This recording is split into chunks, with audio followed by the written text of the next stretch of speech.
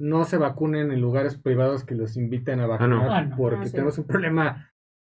Uno, no saben qué le están poniendo, y dos, Y este no hay mercado negro que vacuna. se genera es muy lejos de ayudarnos como país. Está prohibido. Pero a nivel mundial A no se nivel comercializa la vacuna. Pero aquí en México se está comercializando. Bueno, Entonces, creo que en muchos la lados invitación podría ser. es no lo hagan. De veras, por favor, no lo hagan. Qué bueno No hay. y qué bueno que lo Que lo menciones. lo Claro, mencionas, por eso el porque programa. yo creo que una de las cosas básicas de este programa es justamente eso. Decirle a la gente, no hay. que nosotros somos los eruditos, de ninguna manera tratamos de hacer eso.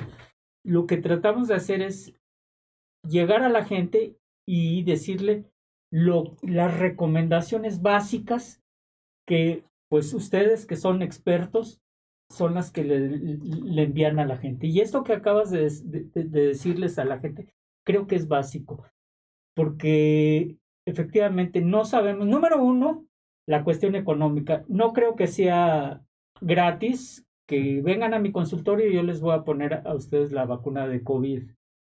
Obviamente tiene un costo. Y quién sabe qué les están poniendo. Sobre todo en niños, que la única sobre autorizada todo. es Pfizer, que se requiere un problema de congelación especial. Sí, Después sí, de que está descongelada a menos 30 grados centígrados, no dura todo el tiempo. Entonces, la verdad, no sabemos qué les pone, y si se las pone, no sabemos bajo qué condiciones las tienen. Que ese es otro. Y pues obviamente nadie asegura la efectividad de la misma. Seguridad y efectividad, ¿no?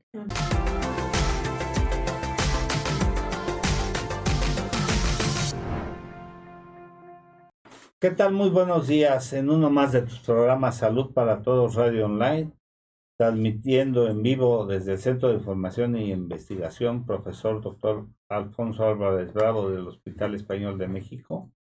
Cabe mencionar que es un programa sin fines de lucro. Bueno, pues hoy iniciamos un programón. Quisiera mandar una felicitación a quien nos musicalizó el programa, al maestro Luis Betancourt, que nos hizo favor de hacer la introducción para el programa, y a Sarita Betancourt, que es la imagen del programa. Muchas felicidades, Luis, que tengas un excelente cumpleaños. Y bueno, pues ahora les habla su amigo el doctor Roberto Canales, quien es médico internista y miembro de la Asociación Americana de Endocrinología Clínica. Y hoy tenemos un programón. Déjeme presentar a mi compañero de conducción, al doctor Jaime Kleiman, quien es profesor investigador, maestro en ciencias, ginecobstetra, y hace su base aquí en el Hospital Español de México y en el Hospital Ángeles de las Lomas. Faltó decir que los domingos Vende globos los domingos Alameda. y por las tardes hot dogs, ¿no? Buenos días a todos, muchas gracias. Y es un placer tenerlo aquí como compañero de co-conducción. Y bueno, pues tenemos 4 grandes invitados De lujo, de super lujo. Quisiera presentar primero a la doctora, pero me voy a permitir presentar al doctor Eugenio Salgado Ruiz, que es uno de nuestros invitados más longevos aquí en el programa, que es parte del programa. Gracias. Es pediatra neonatólogo que ha recibido grandes distinciones también. Eugenio siempre nos ha apoyado. Él es ya parte de este programa. Eugenio hace también base aquí en el Hospital Español y en el Ángeles de las Lomas. Claro. Y este programa está interesantísimo.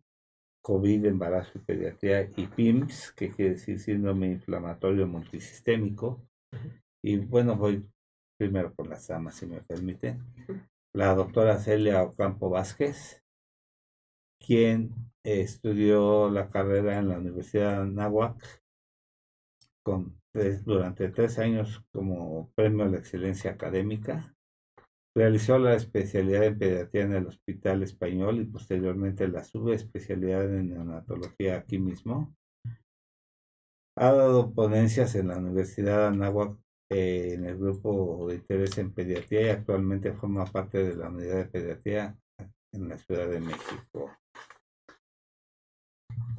Tenemos al doctor Luis Martín Garrido García, quien es cardiólogo pediatra y hace ecocardiología pediátrica. Es fellow del American College of Cardiology y miembro de la RECAM Latina de la Red Latinoamericana para el Estudio de la Enfermedad de Kawasaki, del Sterling Comité International Kawasaki Disease Register, Skid Kids, Toronto, Canadá, y está en el Hospital Ángeles de las Lomas y en el Centro Médico ABC de Santa Fe. Y también tenemos al doctor José Carlos Salazar Trujillo, quien es médico cirujano por la Universidad de La Salle, especialista en ginecología y obstetricia y biología de la reproducción humana, y está aquí en el Hospital Español, médico adscrito en la reproducción asistida, el ISPAREM, miembro activo del CONAMEGO, AMMR, ESHRE, ASRM, autor y coautor de libros y artículos para revistas de la especialidad. Muchas gracias a todos por estar con nosotros.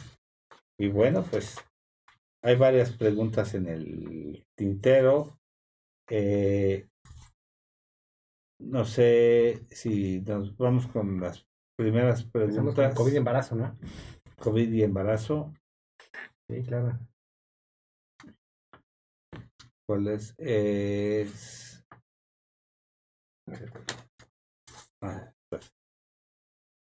Bueno, ¿a partir de qué semanas en el embarazo es seguro administrar vacuna de COVID? Para la doctora Celia. Bueno, yo le paso aquí la batuta al doctor Carlos para que nos explique de la vacuna, porque realmente de embarazo ellos son los más expertos. Bueno, para empezar, pues tenemos que saber qué vacunas son las que podemos administrar en el embarazo, ¿no? Aunque en México se aplican prácticamente todas las vacunas, las que realmente tienen estudios y son seguras, prácticamente son 3, que son Pfizer, Moderna y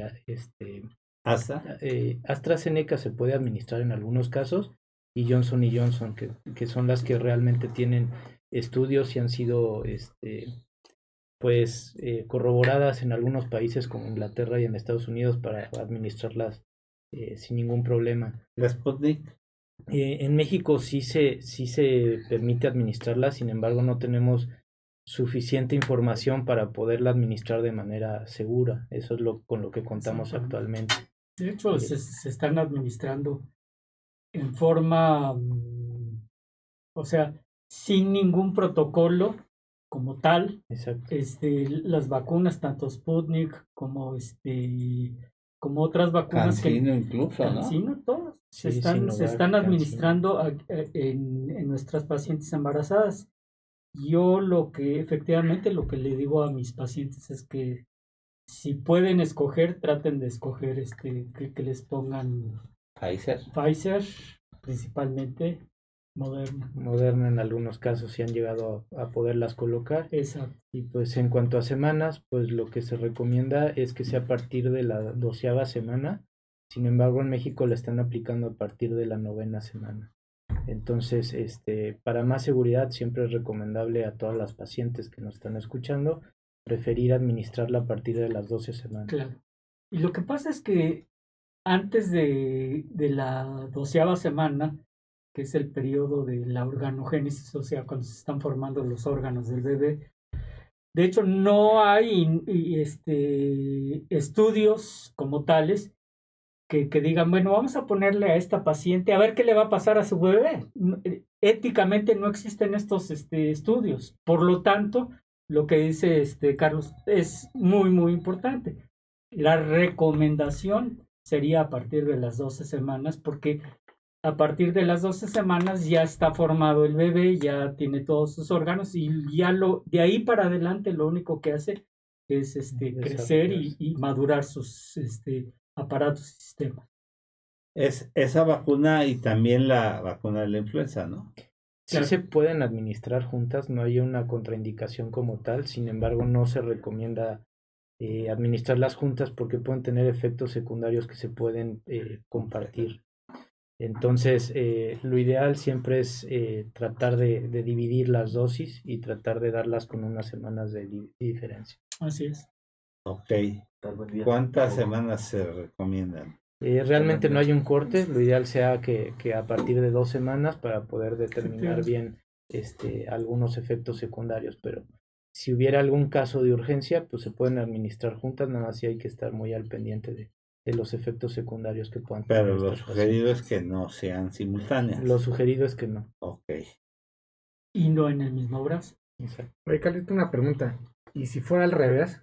Más bien buscáramos una contraindicación para el uso de alguna vacunación y algún estado de salud de una mujer embarazada. Bueno, supongo que en la consulta llegará la gente a preguntar, oiga, ¿me lo pongo o no me lo pongo ahorita en este momento o con este cuadro clínico? No sé. Pues se sugiere a veces no volverla a colocar en pacientes que han tenido reacciones anafilácticas. Sin embargo, siempre, bueno, por lo menos en mi práctica sí exhorto que se vacunen porque va a ser siempre mayor el beneficio de tenerla al no tenerla, ¿no?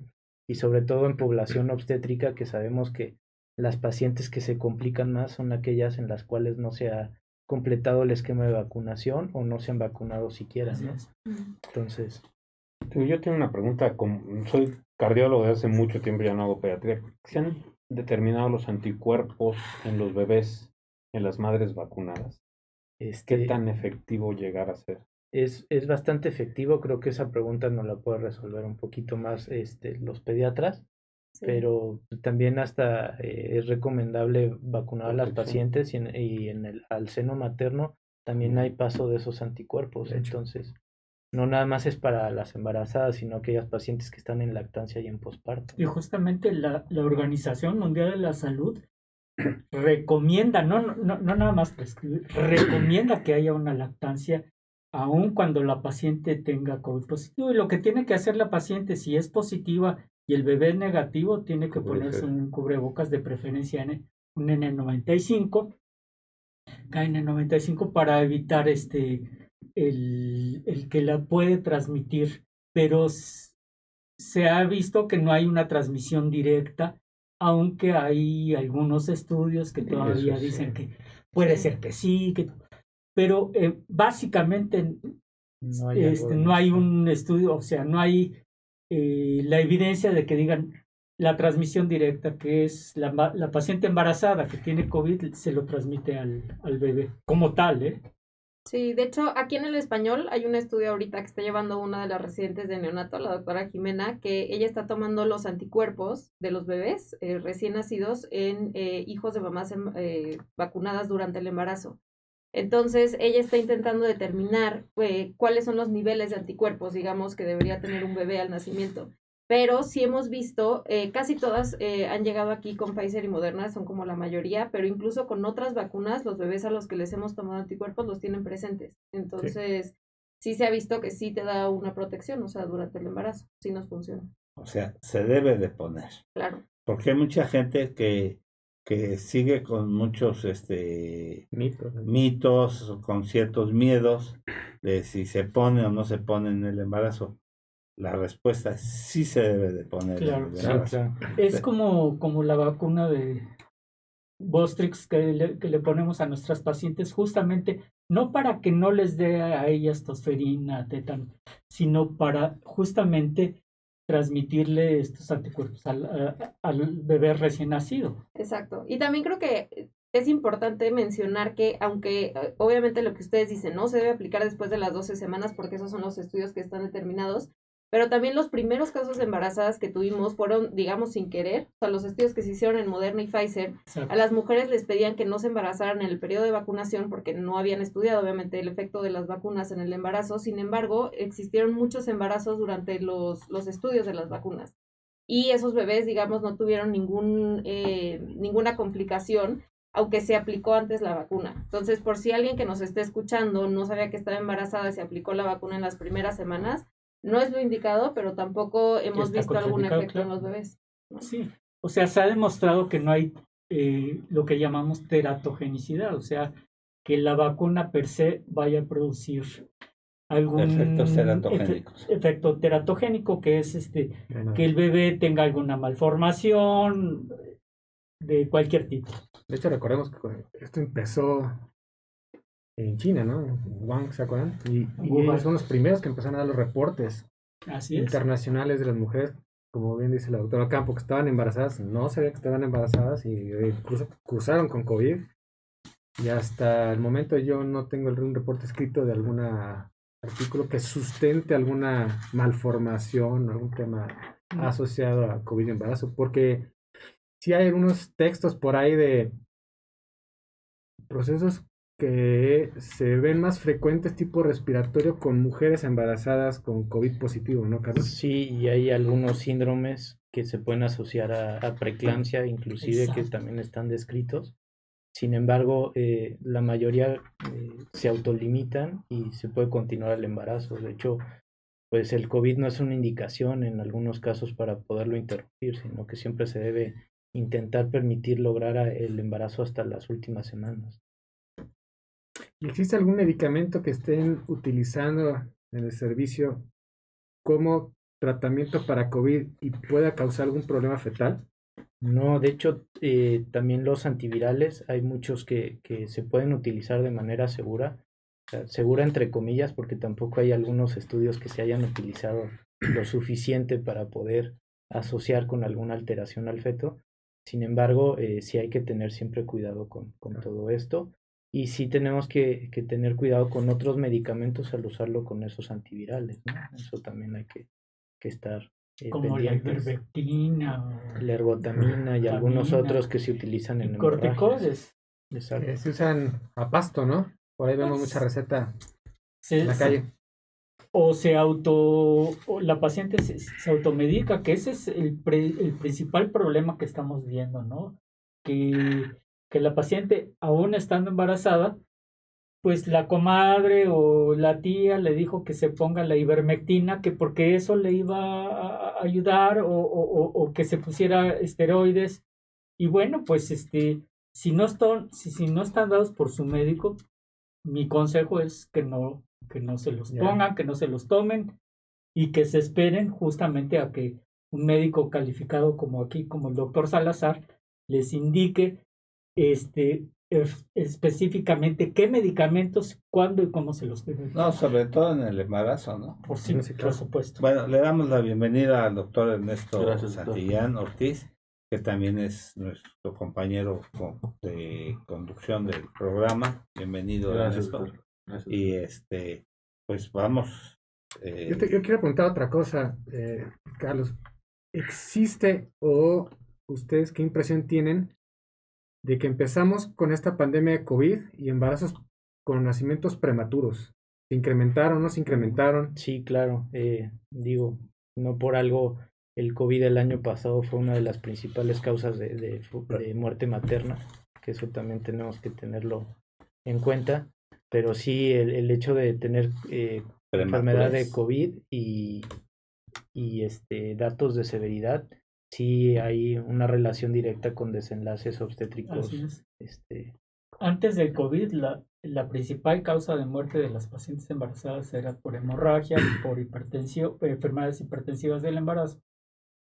Y como dice el doctor Salazar, el año pasado superó las muertes el COVID. Entonces, por eso la urgencia de vacunar a nuestras pacientes embarazadas, aún antes de que existieran estudios de tercera y cuarta fase en cuestión de investigación para las vacunas.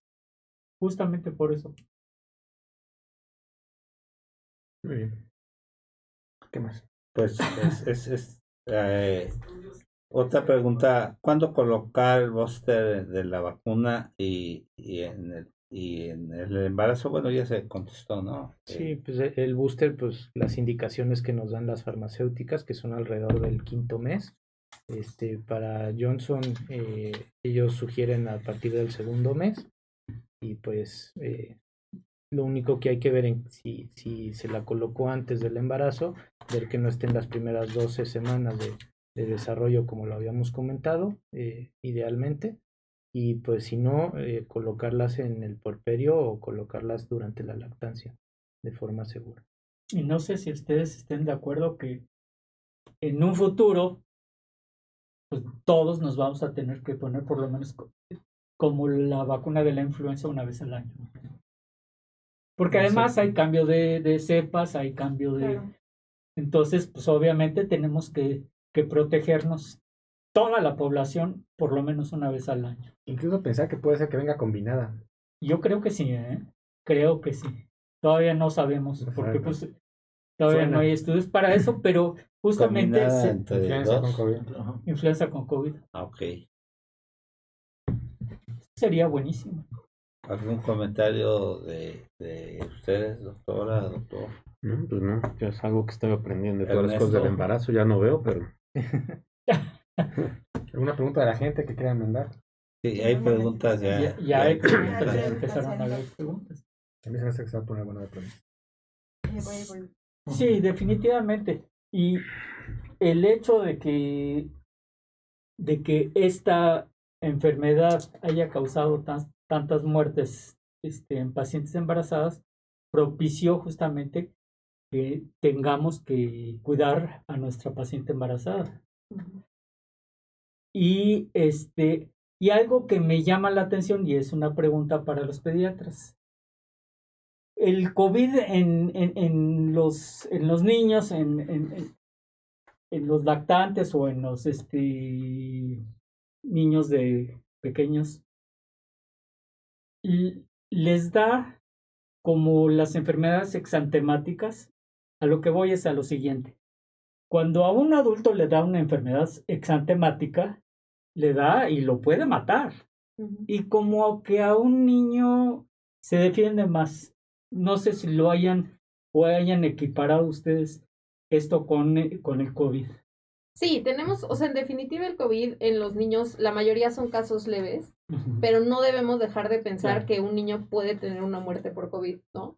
Claro que se asocia a algunos factores de riesgo que presentan los niños. O sea, son niños menores de 4 años, por ejemplo, que tienen alguna inmunodeficiencia, niños con síndrome de Down, con alguna enfermedad del corazón.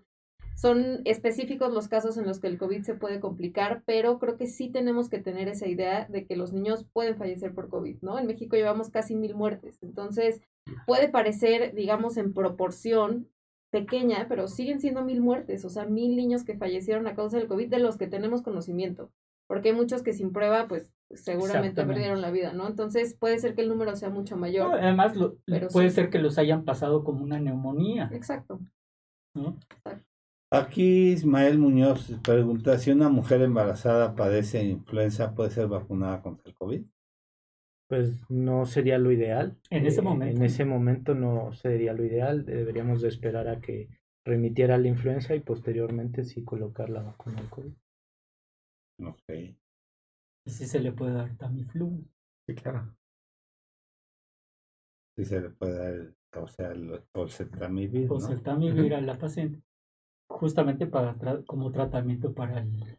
Que ya salieron tratamientos de un día, ya sacó Pfizer el tratamiento de un día de influenza, ¿no? Así. Y bueno, también había salido un tratamiento de MCD y otro de Pfizer para un día para COVID, pero pues todavía no lo tenemos en México disponible, ¿no? Es Y Pfizer también. Pfizer y MSD también. Pero todavía no lo Tenemos. tenemos disponible. No, y el precio es bastante elevado. 14,000 pesos Sí, aproximadamente el exacto. Sí. Pero tratamiento. bueno, una persona que tiene la posibilidad, pero no está disponible. Lo que pasa es que el último texto que me tocó leer un poco de este tema en México, para México, que lo que nos interesa en nuestro país, ¿no? Es que iba a estar controlado por el gobierno, iba a estar indicado solamente a cierto grupo de población en riesgo de complicaciones. Eso quiere decir que si No este nada más texto a es los cierto, fifís. no vamos a tener acceso en general al público. Entonces, no es buena la noticia. Pero y si vemos, bueno, lo vimos en la primera ola, el riesgo de complicación era el 80% de la gente. Claro. Ahora, el Omicron ha sido menos severo, Pero pero más contagioso. más contagioso, Ujú. y a pesar de ello, la cantidad de muertes ha sido picos. Ayer hubo Justamente el día de hoy estaba oyendo en mil muertes las el día de noticias. ayer, ¿no? Sí, de ayer a hoy. Entonces, Escalofriante. Entre Sí. más pacientes estén infectados, Por supuesto. más pacientes tienen riesgo Más de contagio. El probabilidad. porcentaje es más alto, lo que pasa es que la gente y, no lo y ve de así. complicaciones. Sí, exacto. Entonces, dices, o sea, ¿qué estamos esperando o para poder tener acceso a ese tipo de medicamentos? O qué tipo de complicaciones quiere el gobierno o las regulaciones sanitarias para poder soltar? Pasó con el Tamivir, que era muy costoso hasta que liberaron La la patente. Sí. no, o que liberaron la regulación de la importación para poderlo poner a un costo más accesible. Y siempre es más barato medicina preventiva, es decir, un tratamiento por más 14,000 pesos, ¿cuánto cuesta un día de terapia intensiva? No, O sea, claro. nada Y más aquí es. tuvimos grandes compañeros, tuvimos Totalmente. a muchos compañeros, y tan solo al doctor Mijares, lo tuvimos invitado, Estuvo muy malo. estuvo gravísimo Estuvo gravísimo. y toda una eminencia, y estuvo muy delicado por COVID. Y aquí han muerto compañeros de aquí del Hospital Español y De compañeros muchos lados, ¿no? de otros lados que han muerto por COVID y se han muerto en la batalla, y pudieron haber tenido la oportunidad probablemente con este tipo de fármacos.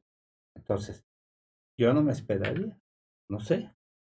Les mando la pregunta, como dice el doctor Kleiman, con tirabuzón. ¿Qué harían ustedes? Sí, creo que también es el mismo tema en cuanto a las vacunas de los niños, ¿no? Exacto. Que tenemos una regulación bastante limitada aquí en México. O sea, un dato muy curioso es que en Estados Unidos en diciembre, ahorita diciembre del 2021, el 20% de los casos eran niños con COVID, digamos. De los millones que tenía, el 20% eran casos de niños. Entonces, los niños están teniendo, aunque sí la mayoría, un transcurso, digamos, leve de síntomas, están siendo los que nos están contagiando a los demás, ¿no? Nosotros lo vemos, empieza con los niños y se empiezan a contagiar a los demás porque los niños no tienen vacunas.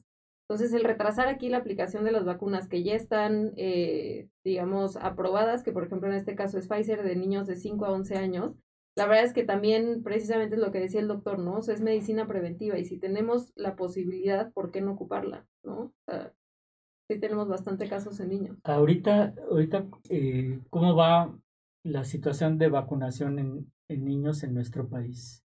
O sea, ¿a qué edad, hasta qué edad Hasta llegan los 12, ahorita? de los 12 No, años. ¿Cuál es 14 años. 14 Desde el años, punto de sí. vista es 14 años y 12 con comorbilidad. Y ahí va, ¿por qué la pregunta? Porque entonces las escuelas ya las abrieron en forma presencial. Uh-huh. Entonces la probabilidad, yo hablo de probabilidad. Riesgo. Y el riesgo Es pues, muy obviamente alto. aumenta. Si los niños en la primaria no están vacunados, entonces con un caso, Es que quieren la Ya- inmunidad en racimo, pero no, pero de está todos mal. modos, Está Roberto, muy peligroso. Está muy peligroso. Ahora, Porque hay nadie que sabe quién se también- va a complicar. Sí, hay una cosa que es bien importante, Es lo que que muy comentar que peligroso. bien dice la doctora Campo, el tema de el desabasto o no, o la frase que quieran utilizar por el tema de las vacunas, pero la pregunta del millón es, ¿cuál es el porcentaje real de la población mexicana que tiene la capacidad económica de poder hacer un viaje vacunar, regresar y saber que tiene que volver a regresar, porque no nada más es una sola Pero aplicación. no solo la capacidad económica, hay mucha gente que tiene la capacidad y se ha Ahorita vencido las visas los no hay hasta el problemas otro año. administrativos.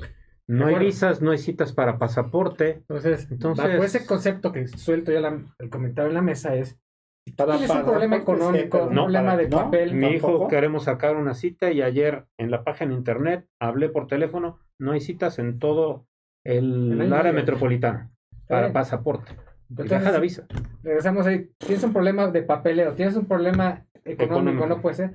Pues entonces yo creo que menos del 1% de la población vacuna tiene la capacidad de ir a vacunarse. Y en Estados Unidos están vacunando desde el año de edad. No, todavía no. Los 5 de los años. 5 años, ¿De los 5? espera la FDA a partir de finales de febrero, principios de marzo, autorizar a partir de 6 meses. Pues, o sea, de hecho, por ahí suena ¿qué estamos esperando? que hay un amparo que se está haciendo para niños en escuelas, que está extendido hacia la República Mexicana. Está interesante el amparo para leer. Habrá que ver qué opción puede ser. Es una puerta para tocar, pero yo creo que lo que necesitamos es un poquito más de sensibilidad a nuestra población pediátrica. Urge vacunarse, urge. Es lo que yo Como digo. todos. No, sí, Urge o sea, vacunarse. a lo que voy, Sí, urge, sí. pediatría urge, ¿no? Lamentablemente ese es el problema, que a nivel gubernamental no se invierte para nada en salud. Porque la verdad lo de las vacunas, más que nada la mayor parte que se ha aplicado ha sido por donaciones, que se invierta también en las vacunas no se ha invertido. La doctora no me dejará mentir. Y también se han tenido problemas en los tamices neonatales a nivel público que ya no se realiza. Yo me quedé sorprendido también con esa noticia. Porque se ha disminuido, ¿no? Que se ha No, disminuido. por supuesto. Y es por presupuesto, lamentablemente, pero pues un llamado de atención para todas nuestras autoridades, más que nada que se invierta en cuestión de salud. Sí, al final sale más caro una terapia intensiva, los días de estancia de un niño que se complica, el doctor no nos dejará mentir, que una vacuna, o sea, realmente las necesitamos, ¿no? Y ahora ha sonado mucho también la noticia, la FDA iba a aprobar, de hecho, la semana pasada las vacunas para niños de 6 meses a 4 años, y se echaron para atrás, y esto para algunos, algunos pacientes me preguntaron, oye, ¿significa que la vacuna es mala? No, justamente nos da más confianza para saber que están haciendo más pruebas porque están esperando los efectos de la tercera dosis, eso es por lo que se retrasó, digamos, la aprobación del FDA. Entonces, nos da más confianza para las personas que piensan que la vacuna la sacan así, como si fuera lo que sea exacto. Entonces, nos da más confianza de saber que lo siguen estudiando y que hasta que no tengan realmente los resultados que quieren después de la tercera dosis, no van a liberar la vacuna para ese grupo de edad. Y la otra cosa con vacunas, aprovechamos aquí un comercial, es no se vacunen en lugares privados que los inviten a vacunar, porque tenemos un problema.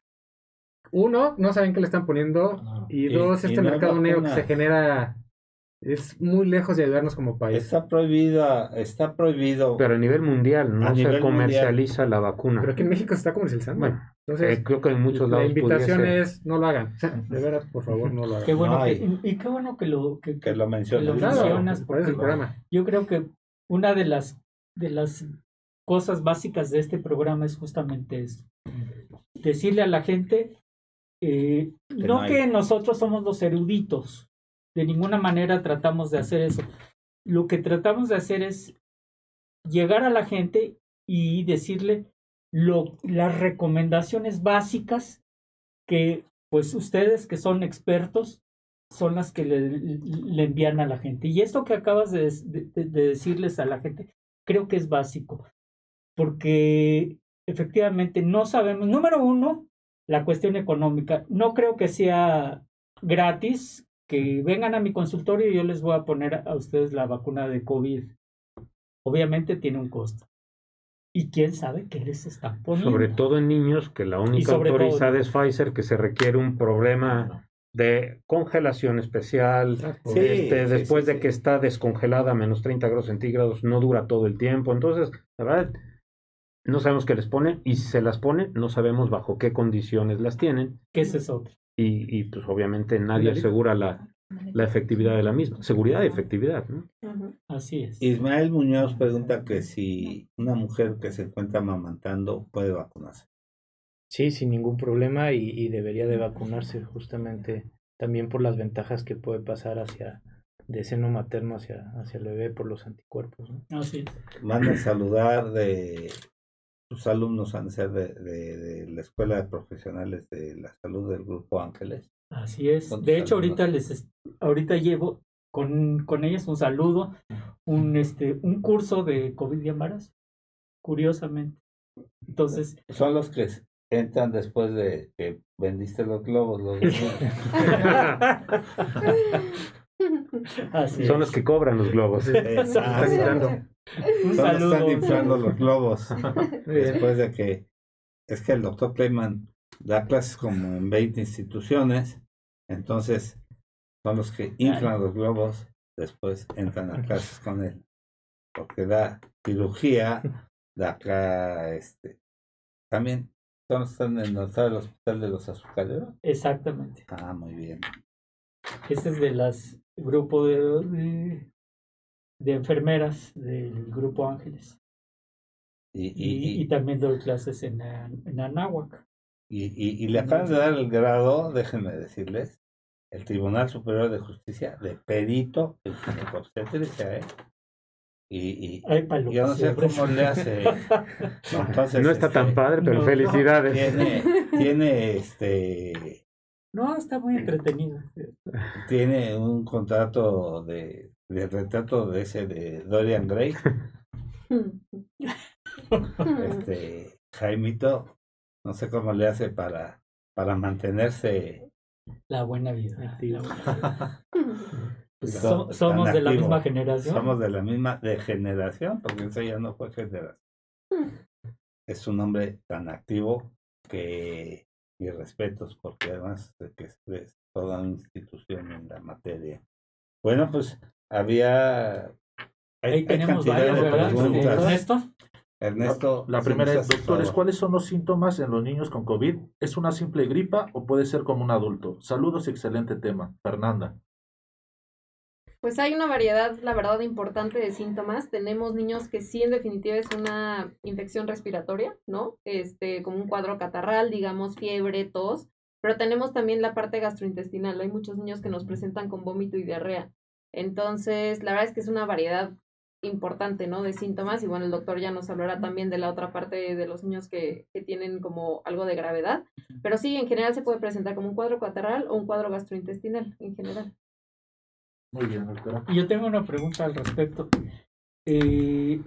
A estos niños hay que hacerles la prueba independiente. Vamos a pensar que es un niño, es un lactante mayor, o lactante menor, que tiene catarrito, que tiene diarreto.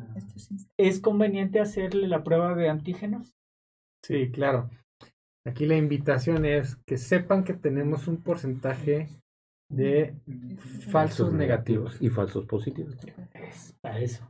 Y entonces de repente tenemos mamás que nos acompañan al consultorio porque lleva varios días con un cuadro y la señora viene verdaderamente contenta con una prueba negativa. Pero tiene toda la clínica.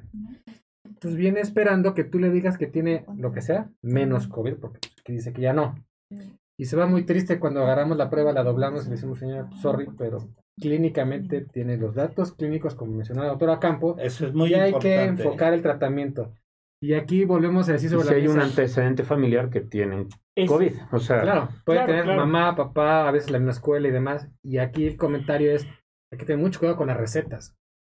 Porque de repente nos está llegando al consultorio mamá con un chavito con una receta que parece un paciente crónico de 20 años.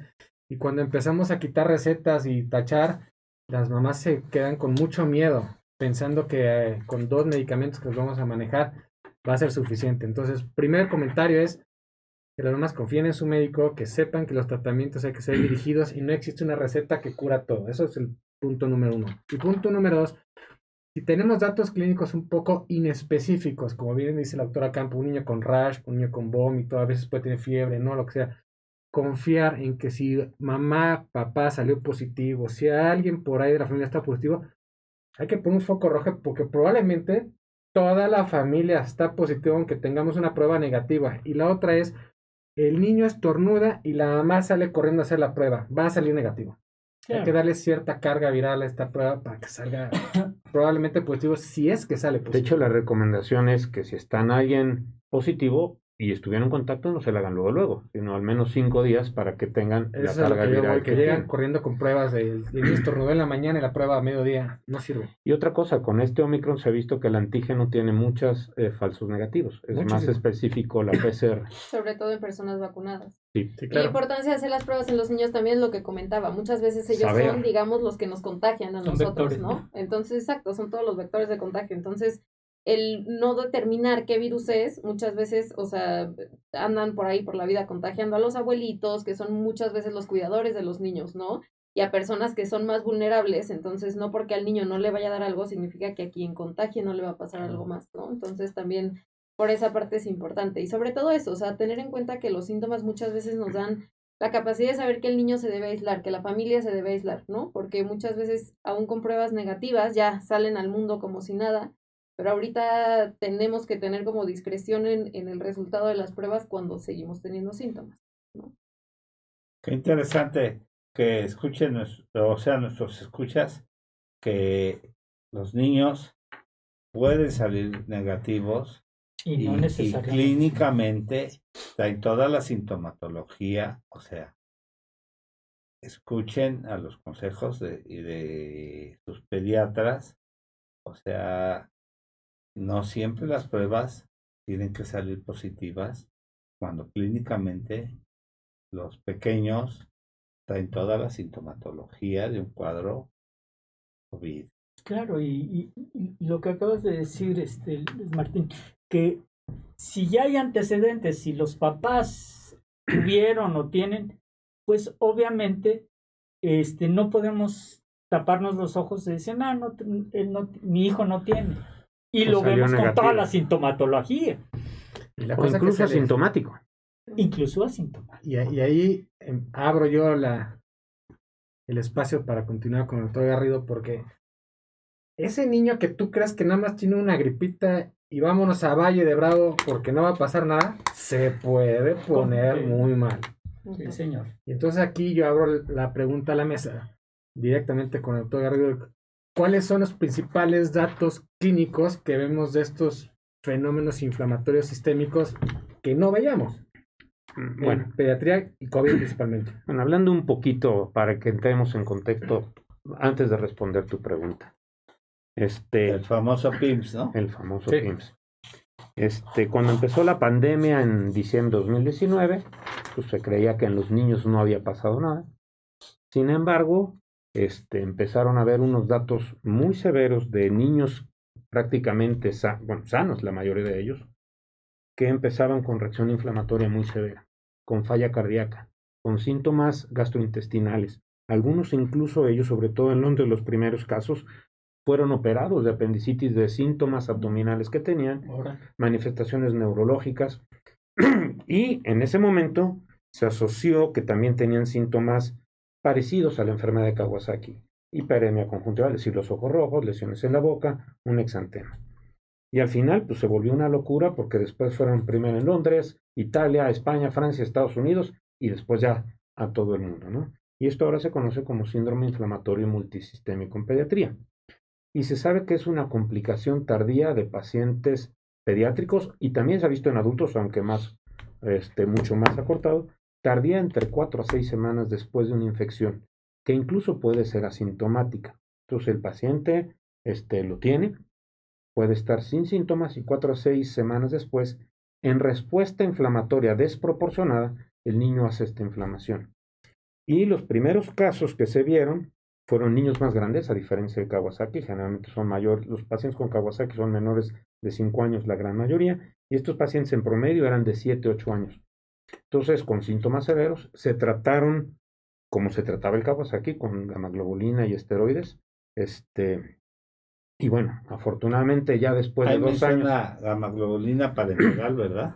Sí, esa es la única manera. Ya después... Y gamaglobulina endovenosa, sí, 2 gramos por kilo, o sea... Y ya después de 2 años de la enfermedad, ya estamos conociendo un poquito más, que sigue siendo una enfermedad grave. Desgraciadamente, nadie sabe quién se va a presentar a estos pacientes, nadie lo sabe. Afortunadamente es una enfermedad extremadamente grave, aunque está subregistrada. En Estados Unidos, que es el país que más casos de síndrome inflamatorio multisistémico tienen, aproximadamente entre 10 a 12, aunque vuelvo a insistir, hay un subregistro, ya hay una estadística aproximada de que cuando se presenta, que es 316 casos por cada millón de niños menor de 21 años, y llamados niños 21 años porque la CDC toma la edad de 21 años para esta enfermedad, que tuvieron COVID, incluso siendo asintomáticos. Ahí, obviamente, si es una enfermedad rara, no podemos saber exactamente qué tan frecuente es, de acuerdo a las poblaciones locales. Entonces se están haciendo estudios colaborativos internacionales, BESOS es la red, RICAM Latina, que es la red latinoamericana para el estudio de la enfermedad de Kawasaki, que si bien se fundó en 2013 para estudiar específicamente la enfermedad de Kawasaki en Latinoamérica, a partir del 2020 hay protocolos internacionales, el Hospital Español es parte de ellos, somos 20 en México hasta el momento. De los hospitales públicos más grandes, el Instituto Nacional de Pediatría, el Infantil de México, en Guadalajara el Hospital Civil, el Viejo y el Nuevo, en Chihuahua hay otro, en Aguascalientes, pero también hospitales privados, ya decía, el Infantil privado, que es un número muy grande de pacientes que tiene este estudio, el Ángeles de las Lomas, el ABC y el Español estamos en la red. Entonces, conociendo eso, sabemos un poquito qué se va a hacer. Y es parte de un protocolo internacional, donde al menos en Estados Unidos y en Europa se están tomando muestras de sangre para determinar a futuro si existe algún factor genético que predisponga a esta enfermedad. Hasta el momento todavía no se tiene los números suficientes para poder establecer algo, ¿no? Pero desgraciadamente nadie sabe quién lo va a tener. No, nadie sabe. Yo recuerdo que cuando inició COVID, a todos nos llegaba un poquito la información y el miedo de que se iba a destapar más Kawasaki con la presencia de COVID. Yo quiero preguntarte, Martín, aprovechando que eres experto en el tema, ¿qué pasó con esta relación donde esperábamos un incremento de Kawasaki con el incremento de la población infectada por COVID? ¿Existió o no existió? Y si sí o no, ¿hay una respuesta? ¿Hay un texto que nos pueda actualizar? Es muy interesante tu pregunta. La enfermedad de Kawasaki es una enfermedad que sigue siendo un enigma en muchas cosas. De hecho, cada 3 años hay un congreso internacional que se dedica 3 días, más de 8 horas al día, para estudiar la enfermedad de Kawasaki. De hecho, soy parte de las redes internacionales. Ayer justo estábamos en reunión para hablar de International Kawasaki Disease Registry, que hasta el momento llevamos 2,000 casos de MISC en todo el mundo, Estados Unidos, Canadá, Italia, México. Ahí desgraciadamente este registro solo el Instituto Nacional de Pediatría y el Ángeles de las Lomas estamos inscritos en ellos, Australia, Italia y España. Entonces vamos a tener una reunión el 6 de junio en Montreal para ver. Entonces algo que es importante es que desde hace mucho se cree que la enfermedad de Kawasaki es desencadenada por un agente externo, probablemente infeccioso y probablemente un RNA virus. Y desde el 2015 se le adjudicó a un coronavirus, como hay muchos, que fuera la causa. Sin embargo, nunca se pudo determinar. Con esta pandemia, específicamente a la pregunta que haces, que si se incrementó o disminuyó, disminuyeron los casos a la mitad. Pero no sabemos si fue por el aislamiento, que no estuvieron los niños en contactos con agentes externos, probablemente infecciosos. Igual que las enfermedades gastrointestinales. Entonces es muy interesante. En diciembre pasado fue el Congreso Mundial de Kawasaki, y prácticamente la mitad fue Kawasaki, que se dejó a un lado, y la mitad fue el estudio del síndrome inflamatorio multisistémico. Pero lo que llamaba la atención en todos lados es esta disminución de casos de Kawasaki clásico como tal. La teoría era que iba a incrementar. Por las manifestaciones clínicas, ¿no? Lo que pasa es que este síndrome inflamatorio multisistémico comparte algunos datos de la enfermedad de Kawasaki. Claro. De hecho, hay una gran discusión entre los expertos de si es una forma de enfermedad de Kawasaki o una enfermedad completamente diferente. Los infectólogos, generalmente el grupo de Los Ángeles, guiados por Moshe Arditi, que es un infectólogo pediatra muy bien, él sostiene que es una enfermedad completamente diferente. Hay gente en Toronto, otro Sai-Yo, que es una inmunóloga de Toronto, dice que es un espectro de la enfermedad. Yo creo que es un espectro de la enfermedad.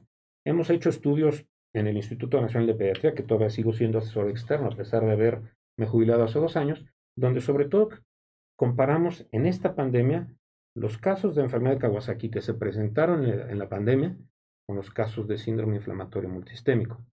Y los datos de inflamación en el síndrome inflamatorio multisistémico fueron mucho más elevados que un Kawasaki normal.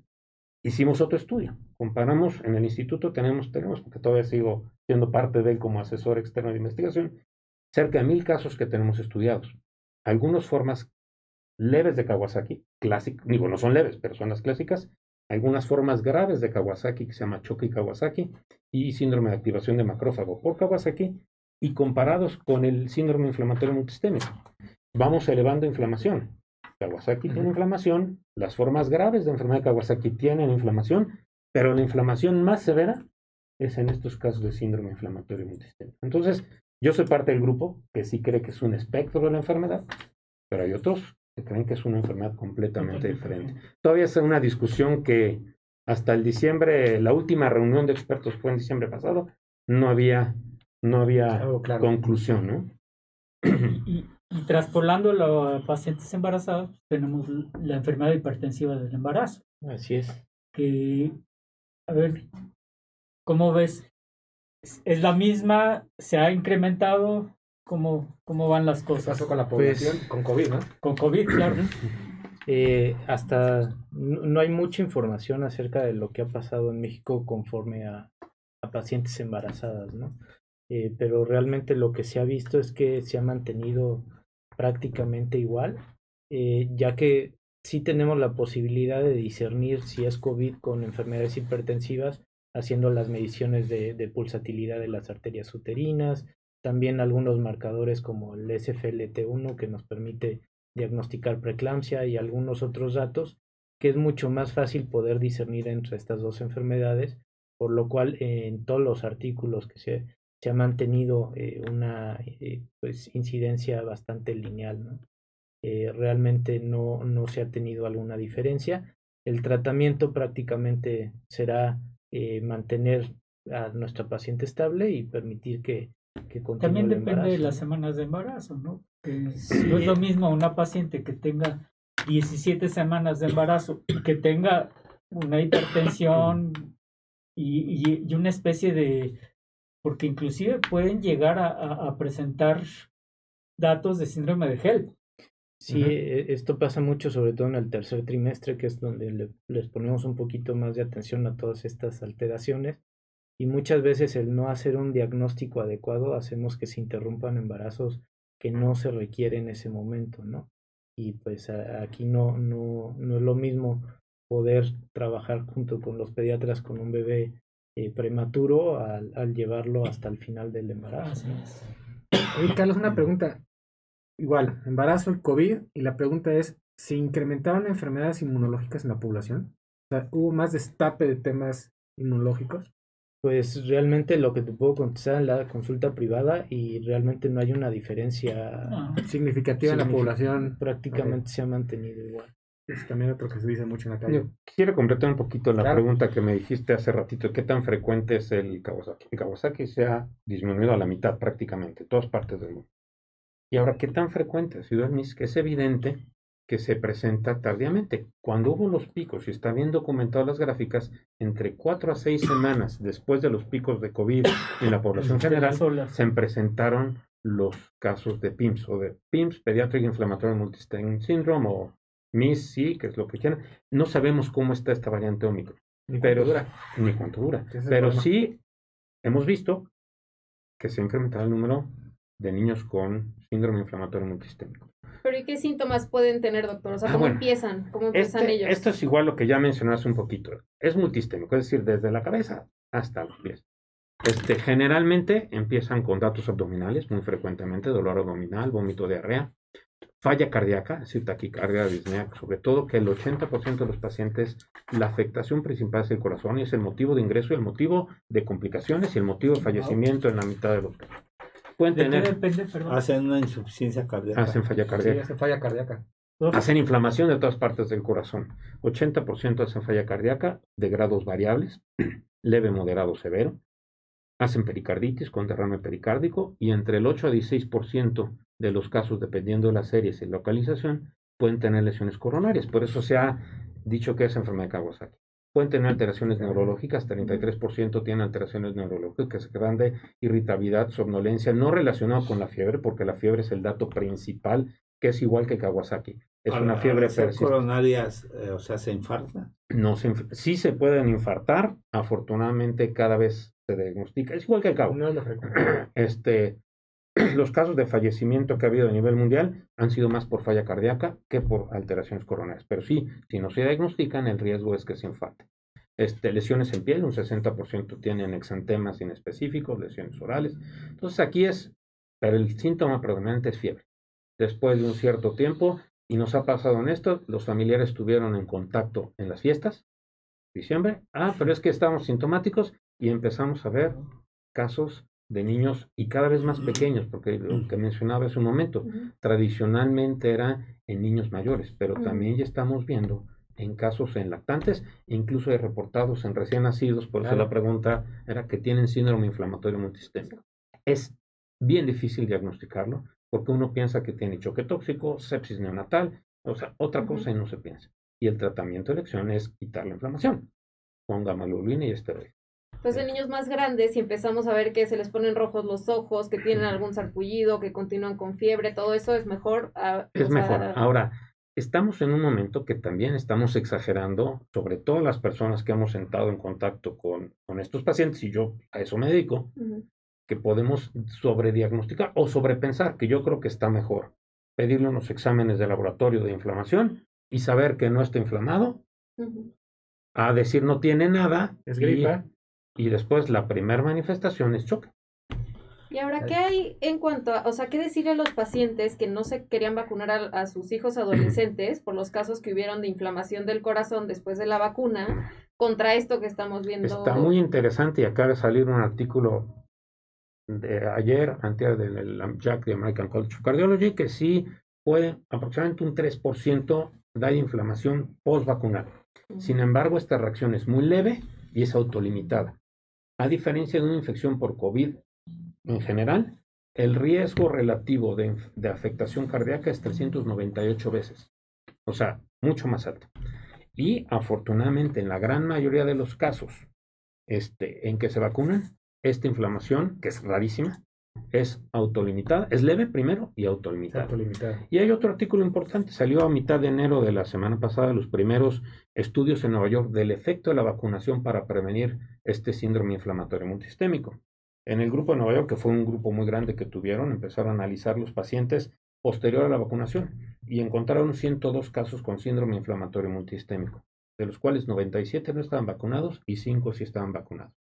Los pacientes que no estuvieron vacunados tuvieron más riesgo. Ninguno de los pacientes vacunados tuvo ingreso a terapia intensiva, choque, uso de ventilación mecánica o uso de aminas.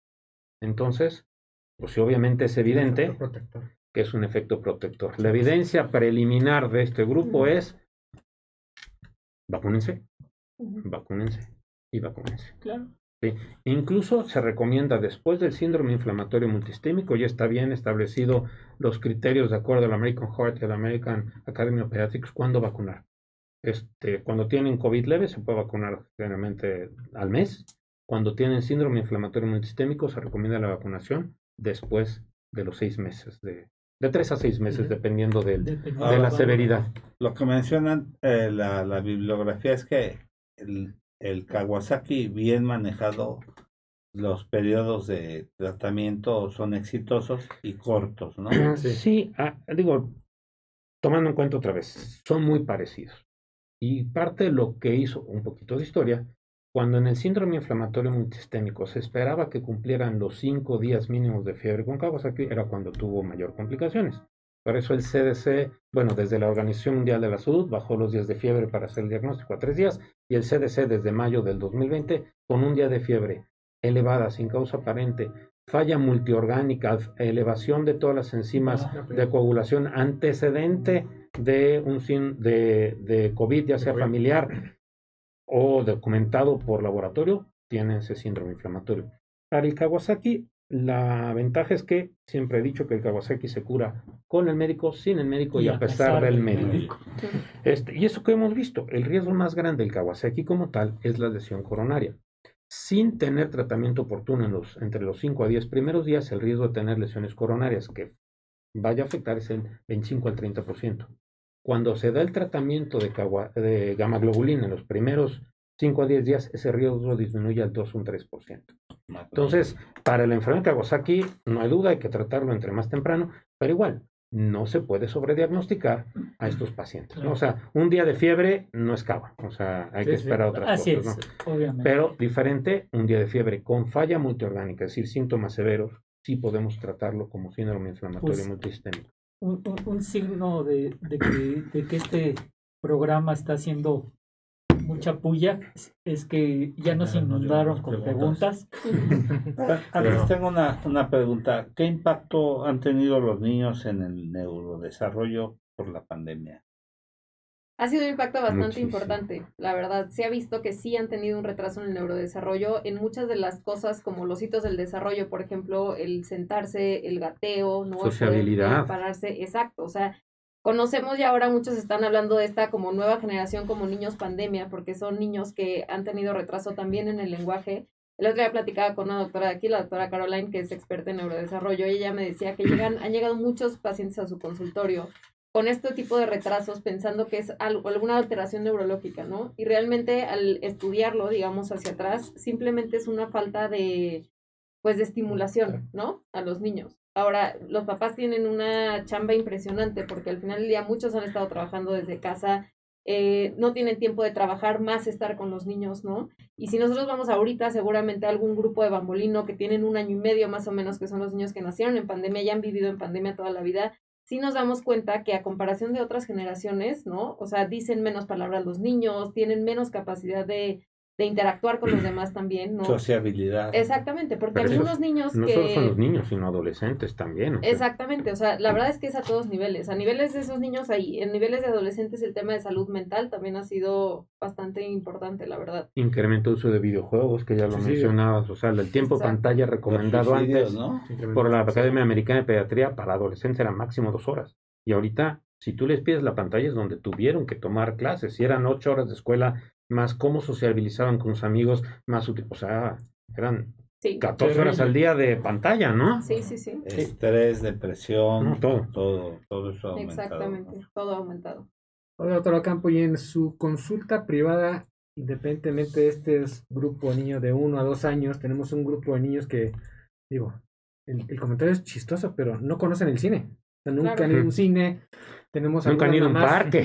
sobreprotectoras, donde tenemos a la mamá bajo la teoría de no toques, no mires, no veas porque te vas a enfermar, y al final esto es un caos. Entonces, mi Y además sí se pregunta es- enferman. Sí. Sí, se va a enfermar, claro. Además sí Mi se enferman. pregunta es, en su consulta privada, ¿nota usted más ansiedad? ¿Nota usted algún tipo de patología más recargada hacia este tipo? Un tema asociado a COVID, relación, familia y So- sociedad. Sí, totalmente. Sobreprotección. Totalmente. La verdad es que sí, o sea, nos han llegado muchos niños. Hace un par de semanas vi una niña que la traían por un tema de dolor torácico, ¿no? Le dolía el pecho a la niña. A mí me llegó con una receta de este tamaño, más de 11 medicamentos le habían mandado a esa niña, desde relajantes musculares, antivirales, tratamiento para influenza, o sea, cosas que no Todo. necesitaba. Y al realmente hacer un interrogatorio, lo que le pasaba a la niña es que le dolía el pecho y vomitaba y le dolía la panza antes de ir a la escuela. Y nada más en Tenía ese ansiedad. momento. Nada más en ese Miedo. momento, Estaba solamente estresada. de lunes a viernes, ¿no? Y fue como yo le dije a la mamá después me comentó que la niña pues tenía que quedarse sola, los papás tenían que salir a trabajar, ¿no? Y yo le decía a ella que nosotros cuidamos mucho la salud física de los niños, pero también tenemos que cuidar la salud mental. O sea, 100%. es a la par, digamos. Es o a lo sea, que tiene la tenemos misma que migrar importancia. para cuidar a Exacto, con los exacto. niños, ¿no? Entonces sí hemos visto esos casos y la verdad es que creo que tenemos que cuidar las dos partes de los niños, porque han sido niños que hemos cuidado mucho por una parte, pero descuidado también por otra parte, ¿no? Entonces sí. Increíble, ¿no? Increíble. Varias preguntas aquí hacen referencia a cuáles son los cuidados que se deben de tener con los niños en el COVID. ¿También se les debe de tomar la oxigenación? Sí, tenemos que tener los mismos cuidados con los niños, en definitiva, el aislamiento, ¿no? Igual estar en un lugar ventilado. Ahora, en cuanto a la oxigenación, es difícil dependiendo del grupo de edad. ¿Por qué? Los saturómetros o los Comerciales oxímetros, para digamos, niños. Para niños exactamente, chiquitos son no de sirven. adultos. ¿Qué necesitamos para tener una cifra adecuada, ¿no? Que realmente sea real? Que el dedito del niño toque la luz roja que se encuentra adentro del oxímetro. La Y que no mayoría lo de mueva. los niños no llegan ahí, exacto. Entonces, ¿qué es lo que pasa? Muchas veces tenemos llamadas al consultorio de, oye, mi hijo está saturando 70, ¿no? Y entonces cuando revisamos esas Ay, para cuestiones de niños. Sí. el dedito llega, exacto, el dedito llega a la luz Y para roja, neonatos. se está quedando tranquilo, Comerciales todo también eso. hay para neonatos. La ¿Qué tan respuesta buenos es que son? no, ¿no? Entonces, Los que sirven sí son hay los, oxímetros para niños, son exacto, los pero especiales que es difícil. detectan específicamente esto. Pero Exacto. no lo encuentras comercialmente por una mamá, que es lo que No, menciona además son muy Celia. caros, ¿no? Exacto. Y la Entonces, otra cosa que tenemos, y la doctora Campo no me deja mentir, es que tienes una mamá que está hasta graficando la oxigenación y si le preguntas otra cosa ya no te contesta. sí, Bueno, Entonces, cuando oiga, mi si hijo está le dio, esperando que yo hice eso. desature, claro. ¿vale? Cuando nosotros nos dio, yo grafiqué la Sí, oxigenación. Sí, pues, pero lo que yo te quiero transmitir es, Hace señora, un si usted año. tiene algún dato en especial, háganoslo saber y luego vemos el tema de la oxigenación, porque hay muchos datos inespecíficos Sí. que te inclinas el diagnóstico y no la saturación. No, y Porque en niños lo la que vemos posibilidad de en la infección consulta pulmonar es muy baja. que Exacto. también llegan las mamás o llegan las familias y traen su oxímetro y están checándose cada rato. Los mismos pacientes o con los hijos están checándose constantemente y se hace una obsesión eso, ¿eh? Sí, es mejor vigilar los datos de alarma, tener en claro los datos, por ejemplo, de dificultad para respirar, ¿no? En cada grupo de edad. Entonces, Fiebre de esa forma, persistente. exacto, fiebre persistente, un dolor abdominal Muy que severo. no ceda, ¿no? Que los niños se les unan las costillas, por ejemplo, que veamos cambios de coloración, que veamos que respiran más Sudoración. rápido. Todos esos datos nos hablan o nos indican mucho mejor que la simple cifra de un oxímetro. Claro. Bien, otra pregunta. En adultos, las secuelas principalmente son respiratorias. En los niños, ¿cuáles son? Pues creo que precisamente lo que nos hablaba el doctor, ¿no? Porque los niños que se complican, digamos, son estos que tienen secuelas y a todos niveles, no solo cardíacos, neurológicos, emocionales también. Entonces, Ahora, algo importante de este síndrome inflamatorio, los estudios actuales de seguimiento hasta donde tenemos, han mostrado que regresa la función cardíaca en aquellos pacientes sobrevivientes. Aunque parte de los estudios que están planeando es hacer un seguimiento al menos por 5 años a estos pacientes. sí. Hay un estudio recientemente aprobado por el NIH, que estamos parte, se llama Estudio Music, piensa seguir a los niños por 5 años. Y esto puede variar de acuerdo a la presentación clínica que sea, pero es una Como que enfermedad, dice, estamos todavía en pañales. estamos aprendiendo, es una enfermedad que hace 2 años no la teníamos, Exacto. entonces tenemos que ver cuáles son las secuelas a futuro de esta enfermedad. Ujú. Sobre todo para atletas, los que le decíamos que le Y dan día a día salen adolescentes. cosas diferentes. Ujú. Bueno, nos está pidiendo la producción que si podemos hacer una breve pausa de un par de minutos para que tomen Cafecito. cafecito para cambiar sus cafés y usted nos dice ahí. ¿Quieres ser parte de Salud para Todos Radio? Contáctanos. Tenemos los mejores paquetes para ti. ¿Algún evento, congreso, seminario, producto o servicio que quieras difundir?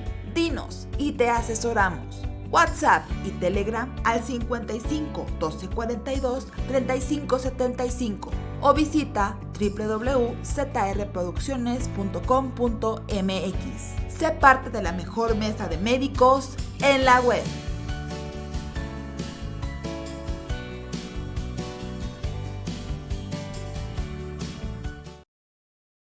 En la mesa con expertos que nos hablan de COVID y embarazo. Sí, tenemos al doctor José Carlos Salazar, al doctor Luis Martín Garrido, a la doctora Celia Ocampo y al doctor Eugenio Salgado, que nos están hablando básicamente de cuestiones tanto de pacientes embarazadas con COVID y pacientes pediátricos con COVID, que es un tema totalmente de actualidad.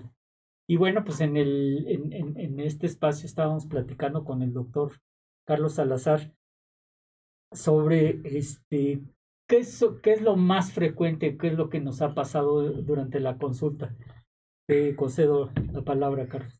Bueno, en cuanto a la consulta, pues el grueso de nuestras pacientes pues, muchas veces son obstétricas. Entonces, pues de lo primero que nos llegan a preguntar es qué pasa si alguna de ellas llegara a ser infectada con COVID y al momento del parto, si se pudiera dar en ese momento lactancia, si se pueda dar contacto piel a piel con el bebé y posteriormente qué cuidado se llevaría. Esto pues probablemente nos puedan ayudar un poquito a contestar mejor las preguntas la doctora Celia y el doctor Eugenio. No sé en su experiencia qué es lo que ustedes de manera rutinaria ofrecen a estos pacientes. Sí, pues siempre promover la lactancia, ¿no? Lo que sabemos ahorita es que aunque la mamá esté positiva y el niño no esté positivo, lo que debemos hacer es simplemente tener medidas de higiene, lavado de manos antes de la lactancia y uso de cubrebocas. Pero el beneficio es mucho mayor. O sea, la cantidad de anticuerpos que pasamos a través de la lactancia y los beneficios en general, sin el hecho del COVID, son demasiados, ¿no? O sea, sobrepasan, digamos, el hecho del contagio. Ahora, lo que también se ha visto, el otro día leí un estudio que cuando, por ejemplo, se vacuna la mamá en la lactancia, a los 5 o 7 días ya vemos paso de anticuerpos a la leche materna, a través de la leche materna más bien. Entonces, sí es importante no interrumpir esas prácticas aún en pacientes que están Obviamente positivos. estamos hablando de una paciente positiva estable. Exactamente. Exacto. Sí, que no es lo mismo una paciente que es positiva y que está en trabajo de parto, que esa es otra de las preguntas. Está en trabajo de parto, pero es una paciente que tiene ya datos de insuficiencia respiratoria, que tiene datos de una gravedad un poquito mayor de su problema de COVID. ¿Y qué se aconsejaría en estos casos con la paciente y posteriormente con esa lactancia del bebé? Bueno, con la paciente primero tendríamos que ver en qué fase del parto está. Evidentemente, si ya está en expulsivo, pues terminar el parto en ese momento. Si aún está desarrollándose el parto, pues lo ideal sería platicar con ella y determinar qué sería el mejor escenario para ella y para el bebé. Si tendría que hacerse una cesárea en ese momento, ¿no? Pero el COVID no es el que va a marcar la pauta, sino la severidad del COVID. Exactamente. Esa es la que nos va a marcar todo. Ese es un punto muy importante, ¿no? Que no es el hecho de que la paciente tenga COVID lo que va a marcar la resolución del parto, si es una cesárea o un parto. Lo que va a marcar es la gravedad de la paciente. Y al respecto, ¿cuál sería en un momento dado si nosotros decidimos decir que va a ser por cesárea? ¿Cuál sería en tu expertise la forma de solucionarlo y la forma de anestesia de esta paciente? Pues en cuanto a la forma de anestesia, pues siempre se prefiere en cuanto a esto, a veces el bloqueo peridural o el subaracnoideo, dependiendo de la técnica que utilice en ese momento el anestesiólogo, y evitar usar manipulación de saliva y poder tener aerosoles en sala. En cuanto a una vez que se decide realizar la cesárea, pues también tenemos que seguir los protocolos de cada institución, ¿no? Aquí en el Hospital Español pues tenemos protocolos bastante ya rigurosos y bien determinados, que sabemos que si la paciente está en un estado grave o con COVID, tiene que ir a una sala especial en la cual va a tener que estar y posteriormente no va a tener tanto contacto con el bebé dependiendo de lo que digan los pediatras, claro.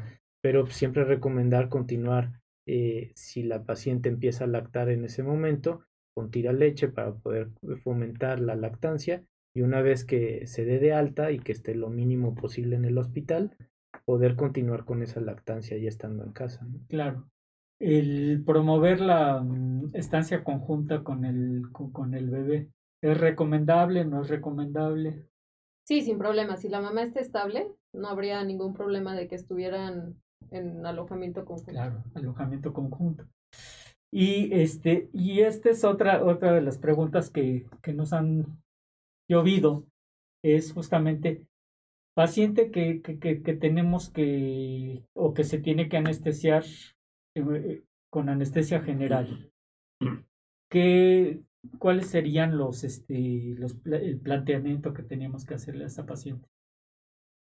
Ahora, eso es 1, y 2, lo que estabas diciendo del pinzamiento del cordón, y 3, si hay estudios que nos indiquen la presencia de virus en el tejido en peritoneo o en secreciones peritoneales Bueno, sí sabemos que en peritoneo sí hay cierta cantidad de virus.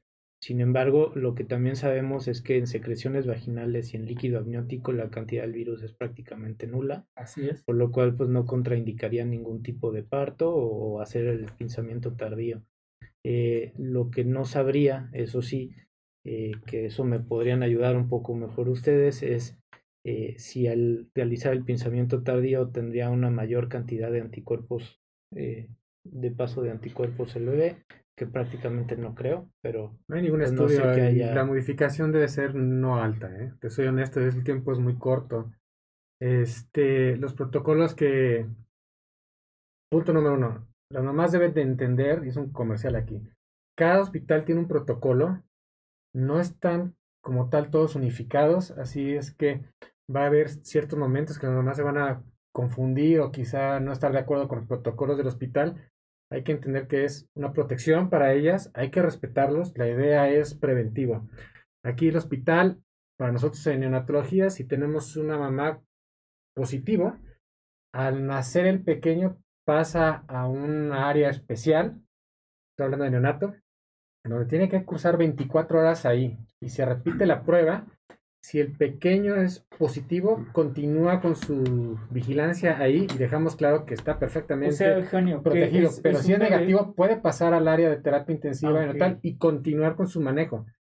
Eso hay que dejarlo muy claro porque piensan que algunas mamás me ha tocado que me dicen, yo estoy positivo, entonces mi hijo lo va a tener aislado toda la vida. No, señora. Usted al nacer, el pequeño lo vamos a pasar a un área protegida, aislada, y en 24 horas se toma la prueba y si está el niño negativo puede pasar a terapia intermedia y continuar el tratamiento. Y si ustedes, dentro del protocolo del hospital, tienen una prueba negativa, ustedes pueden acompañar a su pequeño en sus visitas con los horarios ya establecidos por el hospital.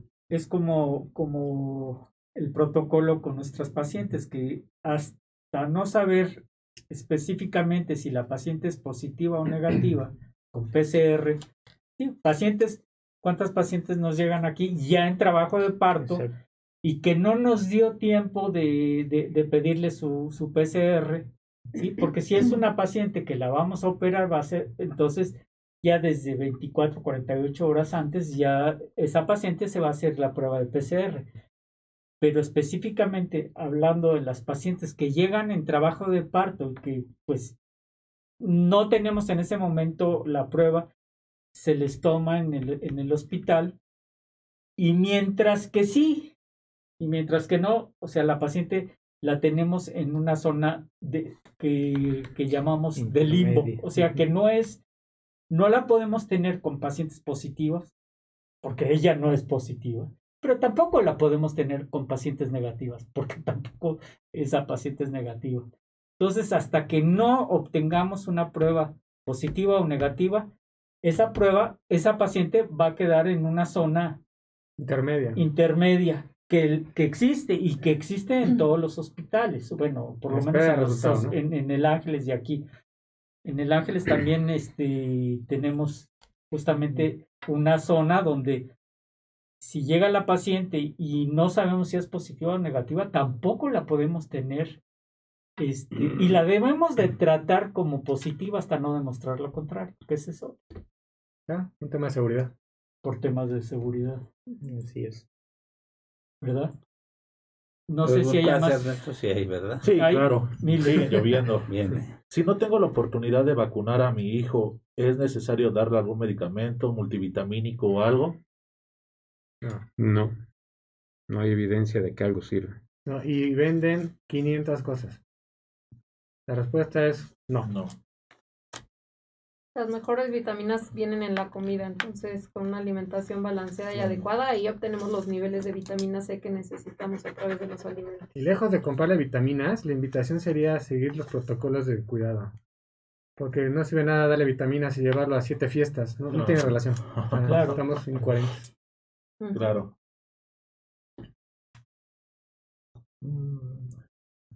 La visita de las 7 casas, ¿no? Sí, Las sí, 7 cuidado. fiestas. Ya estamos en semáforo verde. Semáforo verde pintado, ¿eh? ¿Qué otra? Pues muchas preguntas se repiten. ¿Qué contraindicaciones existen si no estoy contagiado y no me vacuno? ¿Mi bebé se puede contagiar al nacer o no? Pues sí. Pues es el riesgo de todo el mundo, Pues como todo, de ¿no? cualquier población. Y aparte, si no está vacunado, tiene el riesgo de complicarse durante el embarazo. Entonces, el menor de los riesgos para el bebé probablemente es tener COVID al nacimiento. O sea, puede ser que sea prematuro, que tenga alguna otra complicación por un embarazo de una persona que no está vacunada. Sí, la idea, como bien dice la doctora Campos, si la señora está embarazada y no está vacunada, que no se preocupe por el bebé, Por Ujú. ella, Por también. ella. se preocupe por Claro. ella. Ella podría que no queremos eso, bueno, eso es muy grave. No, y además, tú lo has visto, hay de embarazos a embarazos, hay de pacientes embarazadas a pacientes embarazadas. No es lo mismo una paciente que antes, durante el embarazo, hace ejercicio, come normal, o sea, una dieta balanceada, vamos a llamarle, toma sus vitaminas que le damos durante el embarazo, o una paciente obesa con un índice de masa corporal mayor de 32, hipertensa y paciente que está mal alimentada, a pesar de que tenga un índice de masa corporal muy elevado, es una paciente mal alimentada, que esa paciente justamente va a acarrearnos un problema inflamatorio interno, Claro. y que si le da COVID, pues a cuál de las, ahora sí, a cuál le vamos, cuál de las dos le va a ir mejor. Entonces, pues obviamente, si usted está pasada de peso, si usted no está comiendo lo que debe de comer, no sigue el régimen de medicamentos que son polivitamínicos durante el embarazo, pues obviamente, pues vamos a esperar un producto diferente, ¿verdad? Claro. No sé si quieras agregar algo. No, pues creo que lo ha dicho muy bien. Ese grupo de pacientes justo es el que nos preocupa más, justo la paciente de la pregunta, porque son las que están renuentes a la vacuna y las que son la población que nos ha demostrado que son a las que les va peor en todo esto. Ahora en Canadá hay un movimiento muy fuerte antivacuna, ¿no? No, nada más Canadá. No, nada más Canadá. Francia. Europa tiene también. Y está inclinado en una posición de la protección de sus derechos como ciudadano, que yo creo que está medio confundido el tema ahí. Me parece una cosa es salud, otra cosa es el derecho de que tengas o no. Y también religiosos, ¿no? En Nueva York ahí había un grupo musulmán, no sé qué. No, que también mis paisanos están bravos con ese tipo de cosas, sí. O sea, Pero no aquí es aceptan. cuando los derechos individuales acaban cuando beneficia el derecho de la comunidad. Claro. Claro. Israel tiene uno de los mejores protocolos de vacunación del mundo, ¿no? Ellos ya están hasta pensando en poner cuartas dosis. Ya le están poniendo. Mayores de 60 años y personal médico tienen aceptado una cuarta dosis. Que eso es algo. Pero tiene otro contexto Israel. Fuera de Israel es donde está el movimiento, ¿no? No, sí, los ortodoxos en la zona de Nueva York, que son la zona muy... Que son los muy religiosos, fanáticos, bueno, que existen en todos lados del mundo, ¿no? Sí, al hablar de Israel nos estamos hablando de una población que es totalmente... Que hay dentro de Israel población árabe, ¿sí? Que hay dentro de Israel población fanática y fanática extremistas de todas las religiones, no nada más judíos. Entonces, obviamente, pues tenemos formas de pensar muy diferentes. Obviamente, si tú haces un contexto de toda la población como tal, esa es una minoría de población y de la que estás hablando de Israel es una población mayoritaria. Me refiero más que nada a su sistema de salud, que es muy bueno. Claro, claro, buenísimo. Ahí fueron donde registraron las primeras veces el seguimiento por teléfono de las pruebas de vacunación. O sea, la verdad es que es un buen sistema de salud. Muy buen sistema. A seguir. Y tienen dinero. Lo principal. Pequeña diferencia. Sí. O más bien interés, yo diría. Sí, porque fue Pues Pfizer mira, también. es que hay mucho dinero también. Vamos a hablar de dinero. Tienen dinero, pero dinero canalizado a donde se debe hacerse. Tienen el contexto y bien canalizado. Y hicieron la asociación con Pfizer para que fuera la única vacuna que se pusiera en Israel. Es donde se han tomado mucha evidencia de las complicaciones de la vacuna, de los efectos de la vacuna y de cuánto protege la vacuna. Y el control, Sí. porque fue la primera población que tenían el 80% de la vacunación al poco tiempo, ya estaba. Vacunaron muy Y rápido, esto está tan Sí. cambiante que, por ejemplo, si tú te pusiste AstraZeneca y luego otra vez AstraZeneca, entonces el voz, todo el mundo decía, no, te tienes que poner AstraZeneca hasta hace poquito, y luego salió de que no, lo que conviene es combinarlo. Bueno, y la Sí. recomendación embarazada es, si el primero fue con AstraZeneca, el segundo hacerlo con AstraZeneca y el tercero cambiarlo a Pfizer o a Pfizer. Moderna, ¿no? Y no Cualquiera nada más de con la esas dos. paciente embarazada, sino Sí, con claro, toda la población, con- pero sí. Pero sí es algo efectivamente, que sería importante que supieran. Así es. Lo que decían ya las mezclas de vacunas, a las combinaciones, creo que parece ser lo más efectivo. Parece ser, todavía Parece. no hay estudios bien específicos, ¿no? Sí, Pero no. inicialmente esa pregunta de la combinación de vacunas, yo personalmente se le hice al doctor Moreno y me dijo que no, o sea, hace ya tiempo. Y ya luego salieron, Ya de que llegaron los estudios. ya salieron exacto, como todo. Justamente es lo Se va a ir de lo que estamos modificando hablando, que conforme vaya la pandemia y para Claro. bien. Y van a también incrementar las nuevas variantes de virus en las próximas vacunas que nos pongan. O sea, siempre la tecnología y el avance científico es para bien. Claro. Ujú. Pues ahorita está en prueba la vacuna azteca o la Patria. sí, la Patria. patria. Pero hay chismes que no se produce aquí, Sí. sino que es en España. Sí, por eso oye. Pues es la patria, hombre. Y ahora ya se está peleando con la diplomacia española. ¿no? A ver Bueno. qué pasa. Mejor la pregunta. Otra pregunta. Venga. Para no... Estamos en política ese día. Temas de política, sí, claro. ¿Cómo puedo cuidar a mi hijo para que su sistema cognitivo no se vea afectado ante la situación que vivimos? No le he podido llevar a la guardería y él ya me pide jugar con los niños. ¿Qué puedo hacer? Pues sí es una pregunta algo complicada, la verdad, pero al final del día creo que no dejar de interactuar con ellos, ¿no? Con protección. Exacto, con protección, por ejemplo, si tienen primos, lo mismo, ¿no? O sea, tener las medidas que se necesitan. Al final del día, lo que yo siempre he creído cuando empezó todo este tema de discusión de abrir las escuelas o no, a mí me parecía impresionante cómo estaba abierto todo, el centro comercial, los bares, los restaurantes, y no estaban abiertas las escuelas, ¿no?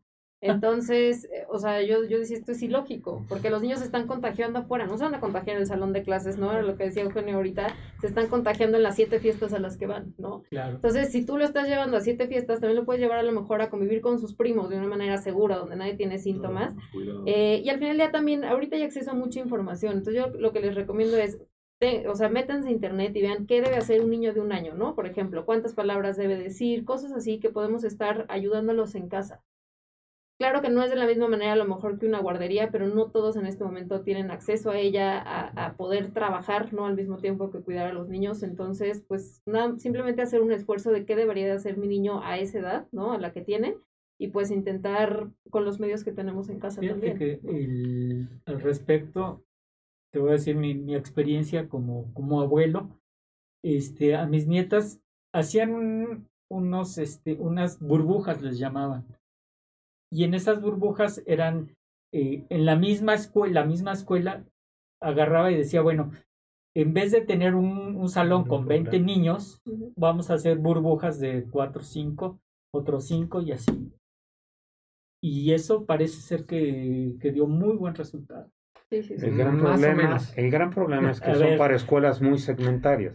Si tú lo pones a la población abierta, O con donde la recursos, gente, pues con trabajo se quejan de que no tienen ni agua y que les mandan, dizque una bolsita esta para toda la escuela, obviamente el riesgo de infección ahí es donde la gente llega en transporte público, que pobres niños, o sea, la verdad es que sí es muy diferente ese tipo de Y ya lo escuelas. sometiste a la carga del transporte Claro. público, obviamente. Sí, sí, sí. A la Oye, carga- te con voy muchos a contestar niños. algo bien interesante, Jaime. Muchas mamás llegaban muy contentas al consultorio con estos sistemas de burbuja. Se infectaban igual, ¿eh? O sea, no creas que hubo una diferencia significativa, no. Y la otra cosa es que el porcentaje de niños que hacían burbujas en comparación con el porcentaje de niños en las escuelas era ínfimo. No era, sí entiendo que la estructura funcionaba para la escuela, para cierto sector, pero no era la solución. No era la solución, definitivamente. Obviamente sí estamos lejos de una solución ideal, pero pues las escuelas deben de trabajar con lo que tienen. Están vueltas locas, ¿eh? Y está, sí, te lo digo. Locas. Mi esposa es directora de una preparatoria del Colegio Nuevo Continente y pues hasta la fecha se están volviendo locos. Claro, la carga para los maestros ha sido impresionante. Es impresionante. Pero, a ver, aquí a los pediatras, ¿cuál es su comentario? ¿Se deben de abrir? ¿No se deben de abrir las escuelas? Sí, yo A ver, creo que Se deben de abrir con cuidados. Esa es la experiencia que se ha visto en regresemos dos al partes tema del mundo. original. Yo tengo un cuadro que no es México. Está a nivel mundial esta pandemia. Entonces, México no es el problema. Inciso B. Hay por ahí hasta un par de estudios donde especifican que el foco de infección primero no fue la escuela. Entonces, lo que tenemos que hacer es poder tener planes de trabajo independiente de cada escuela.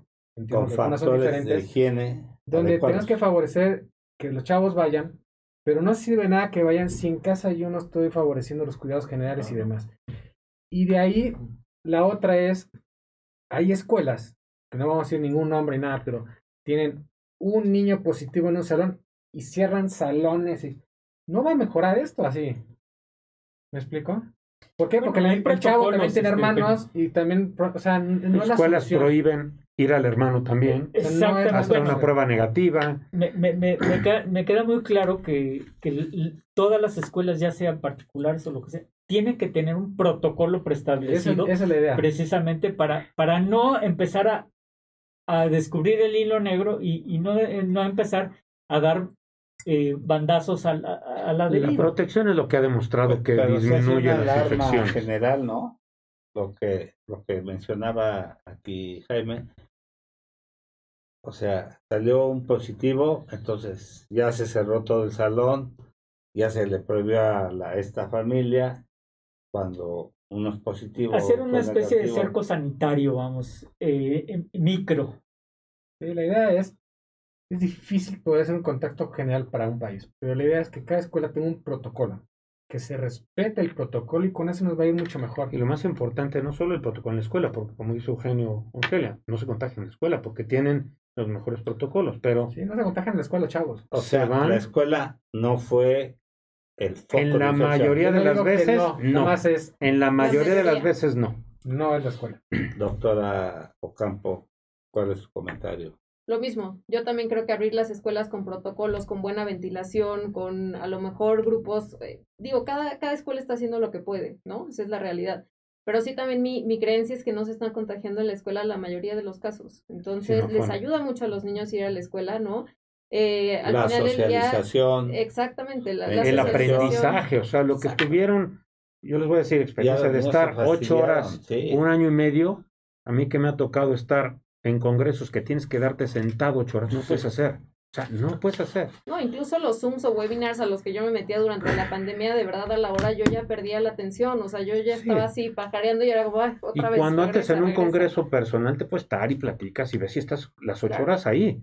Claro. Aquí ya te suena el teléfono, estás sentado, estás en tu casa, estás hablando. O sea, la verdad es es igual. que no es la atención, No es igual. no es el aprendizaje que también se ha visto No es muy igual. disminuido Y durante este año y esta medio. Y generación está todos los retrasada. problemas de neurodesarrollo que Y mencionaba. Parte es el desarrollo de la adolescencia. Estrés. Imagínate, yo doy la materia de técnica quirúrgica.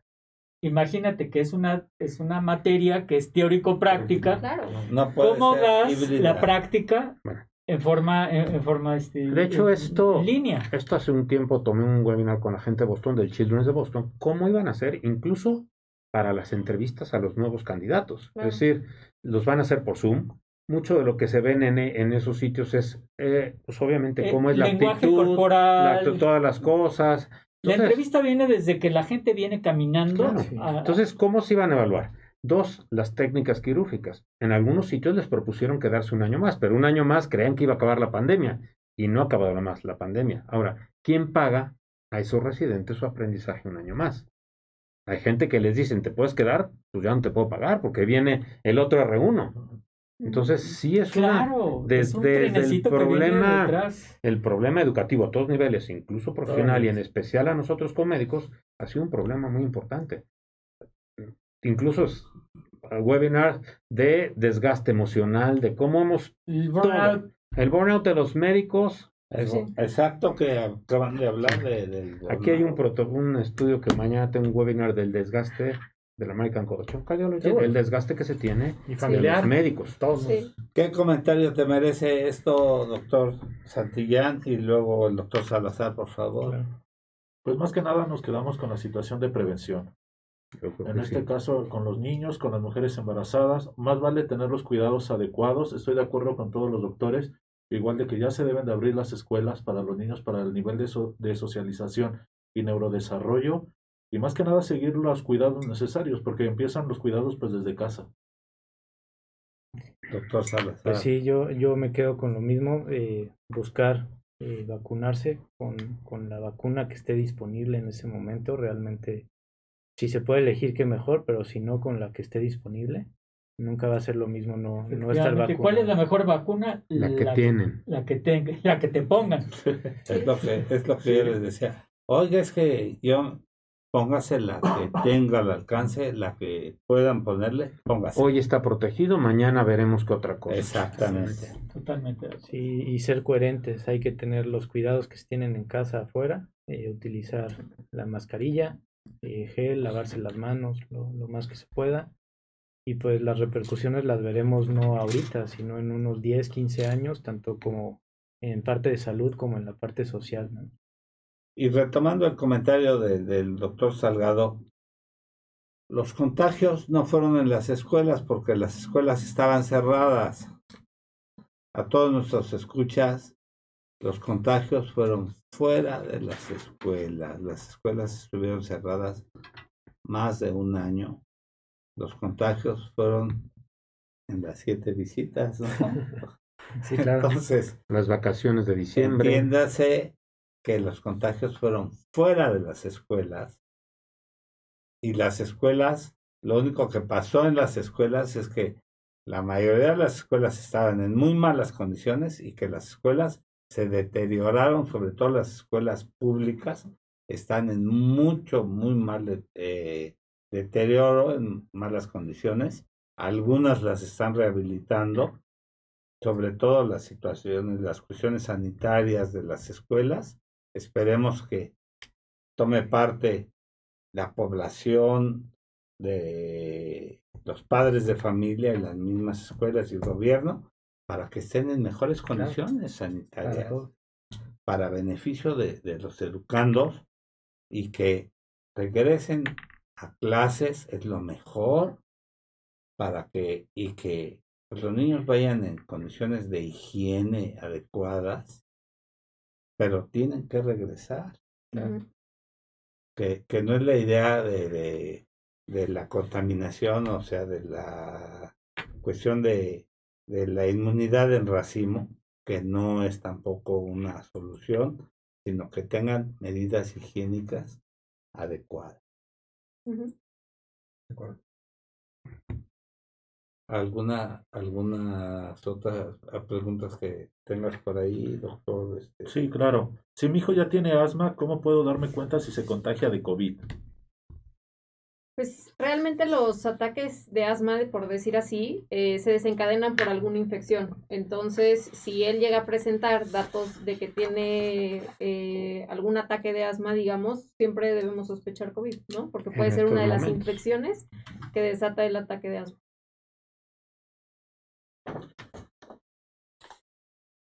¿Deben las embarazadas dar a luz por cesárea si se sospecha o se ha confirmado el COVID? Pues no, el COVID, como lo platicamos, no es indicación de que tenga que ser cesárea, sino la severidad que tenga la paciente en ese momento. Aquí otra pregunta. Si yo quiero vacunar a mi hijo y su papá no, ¿quién tiene el derecho a hacerlo? Es algo legal. Sí, las leyes protegen al menor. Así de fácil. Entonces, yo creo que más bien la persona que no quiere hacerlo, que tiene Que platiquen un que nada profesional de más salud se acerque con su para que médico le y dé. lleguen a un acuerdo. Claro. No se puede hacer nada. Si no, que le Sí. pregunten al tenista, ¿no? Sí, claro. Está a punto de sacrificar su carrera por no querer vacunarse. Pero bueno, se respeta, puede ser un tema ideológico, pero yo creo que Sí, se la respeta mala y información ya le costó. nos ayuda.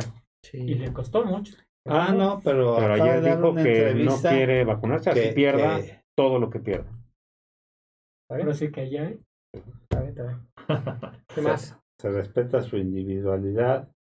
Yo los invitaría a que todos nuestros invitados nos dieran un resumen personal para cerrar, para cerrar de primero las damas. por favor, doctora. Pues para mí de todo esto me queda que sigamos cuidando a los niños, que los niños son un grupo vulnerable, son un grupo que no está vacunado ahorita, entonces tenemos que seguir teniendo todas las medidas, no por tener síntomas a lo mejor más leves o por la creencia quiere decir que no se van a complicar. Seguir luchando por la vacunación de los niños aquí en México y cuidar el tema de salud mental en los niños. Y la medicación. Y obviamente no sobremedicar a los niños, o sea, estar seguros que una receta llena no nos va a dar mejores resultados que 1 o 2 medicamentos que necesitamos ninguno. durante el COVID. Exactamente. Muy bien, muy bien. Martín. Bueno, yo estoy de acuerdo con lo que dice Celia, o sea, existe el COVID en niños, cada vez lo estamos viendo más frecuente. No sabemos todavía si están más expuestos o porque nosotros ya estamos vacunados y ellos no. Que yo lo que me dedico es una complicación grave, tardía, extremadamente rara, que estén al pendiente de fiebres de causas inexplicables, que el niño no lo ven bien, que acudan con su médico y que estén al pendiente de ellos para tratarlo adecuadamente. Y afortunadamente el tratamiento temprano y oportuno de esta enfermedad ha mejorado muchísimo en este conocimiento de 2 años y afortunadamente prácticamente todos ahorita hemos tenido buen resultado a pesar de la gravedad de lo que pueden manifestarse inicialmente. Carlos. Pues yo... Y vacúnense también. Eso Sí, es. exacto. Ese es el mismo punto. No se automediquen bajo ninguna circunstancia. La prevención, la vacunación va a ser lo que nos va a ayudar a poder salir de esto. Y de igual manera lo básico que necesitamos como población es tener educación y salud. Entonces, son los 2 puntos en los que se debe concentrar nuestro gobierno para poder avanzar. Yo tengo, antes de pasar contigo, una pregunta. Tú que te dedicas también a la cuestión de infertilidad, ¿ha tenido algún impacto el COVID en estas pacientes que tú ves y que estás tratando por infertilidad, por esterilidad? Sí, sí ha habido asociación, sobre todo en hombres. Una vez al infectarse, sí sabemos que la calidad seminal disminuye en movimiento y en concentración. Nosotros en la clínica somos la única clínica en México que hace lavado para COVID seminal y que nos permite también poder hacer este tipo de tratamientos en este grupo de pacientes. Seminal, para que la gente nos... Se da una muestra seminal que podemos utilizar para hacer tratamientos de in vitro y poder inyectar los espermatozoides dentro del ovocito. Se prepara esa muestra y por medio de varios medios de cultivo se va lavando. Y lo mismo se puede aplicar en pacientes con hepatitis C, VIH y también ahora lo estamos aplicando en pacientes con COVID. Mira qué interesante. Magnífico. Qué interesante. Pues, Sí. ya lo saben, si ustedes tienen algún problema de esterilidad, pues el doctor Muchas gracias. José Carlos. Aquí dice... Ya otra- están saliendo los... Ahorita que mencionó eso, doctor, es que hubo una pregunta, creo que en Instagram, de una persona que decía que si por medio del semen se puede contagiar a una persona con COVID, bueno, en este caso a un bebé, supongo que es lo que quiso Al entender. bebé no. No, al bebé no. No, es muy bajo el riesgo, pero pues no, prácticamente eso es nulo. Sí. Que no es una enfermedad de transmisión sexual. Si la carga viral es baja. Sí, la carga viral es baja. Aquí dice que si será necesario pedir la cartilla de vacunación COVID a los candidatos a ocupar algún puesto de trabajo. Eso es un problema legal. Sí, ya entramos en otro tema. Discriminación. De ¿no? discriminación. Sí, Y se yo creo que supone que todavía no. Para viajar, sí. Sí, nuestro Sí, vecino por del norte lo también. pide. Y para muchos Europa también, o sea, te están pidiendo. Se la están pidiendo. Que que es Y todo para un entrar a tema, las- ¿no? Porque a ¿por qué las- nosotros no lo pedimos de la gente que viene para acá y a nosotros sí nos los piden? para Cuestión ir para allá? gubernamental. Claro, totalmente. Sí, Entonces, y por ejemplo, para entrar a los tribunales, a las oficinas de gobierno, están pidiendo no la cartilla, sino la prueba COVID que sea negativa. si no lo para apruebo, poder por lo entrar. menos que yo en diciembre fui a Estados Unidos y para entrar a un restaurante me pidieron que La que les muestre que sí estoy vacunado. Entonces, de hecho, yo tengo El QR. sí, lo tengo en pequeño, pequeño. lo guardo en mi cartera y aquí está. Pues ya puede entrar a usted a este restaurante. Pero depende en Estados Unidos del estado y de cada... California. Sí, porque se regula pero te diferente. vas a un estado republicano y no pide nada, ¿no? O sea, bueno, Y depende de las políticas de cada compañía también eso. No hay nada generalizado. que pueda para ser. un restaurante, pero tú llegas aquí a México y no te piden, ¿estás vacunado? ¿Quién sabe? Te PCR, ponen el menos. tapete. Te hacen un disparo. Pues sí. Sí, bueno, pero eso ya Es algo... es derecho de De cada quien. los restaurantes, y bueno, dentro de las legislaciones en Estados Unidos se les permitió, pero a partir de el día de ayer en California ya no es obligatorio el uso de los cubrebocas. Así es. Eugenio, para cerrar. Nada, agradecerles como siempre. Yo creo que los invitados de esta mesa el día de hoy, Excelente. excelente. Yo creo Muchas que hubo gracias. muchas dudas que se pudieron resolver a la gente que hizo el favor de marcarnos. Y bueno, yo siempre concluyo téngale confianza a su médico, acérquense con su médico cuando tengan alguna duda. Este es un tema que todavía sigue nuevo, todavía vamos a Y va aprender a dar mucho. para más, ¿eh? Vamos a aprender mucho. Vamos a Entonces, seguir aprendiendo. Así es. acérquense a su médico para poder aclarar su mejor duda. Pues muchas gracias a la doctora Celia Ocampo, Gracias a ustedes por la invitación. al doctor Martín Yo creo que Garrido. las preguntas que todavía quedaron se las Sí, pasamos a se los las doctores. pasamos. Y Muchas gracias, doctor Eugenio Jaime, por la invitación. a Y todos. también al doctor José Carlos Salazar Muchas gracias. y a Eugenio Salgado, al doctor Eugenio Salgado y a mis compañeros, al doctor Kleiman y al doctor Santillán.